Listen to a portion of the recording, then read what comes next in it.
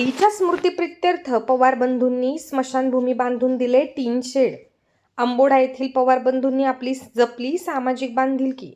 बुलढाण्याच्या आंबोडा येथील जीवन पवार व ॲडव्होकेट मोहन पवार यांच्या मातोश्रीचे अल्पशा आजाराने 26 ऑगस्ट रोजी निधन झाले होते.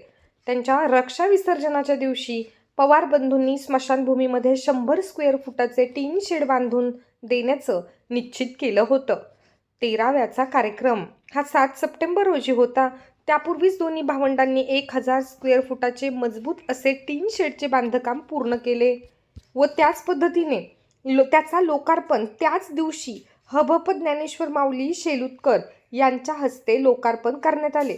यावेळी पंचक्रोशीतील प्रतिष्ठित असे हभप शिवा महाराज बर्डे, मासाहेब जिजाऊ अर्बन पतसंस्थेचे उपाध्यक्ष शिवाजीराव तायडे, बुलढाणा येथील राहुल सुरडकर, आंबोडा येथील ग्रामपंचायतचे सरपंच, उपसरपंच, आजी माजी सरपंच, ग्रामपंचायत सदस्य तसेच आप्त परिवार, मित्रमंडळी व नातेवाईक मोठ्या संख्येने उपस्थित होते.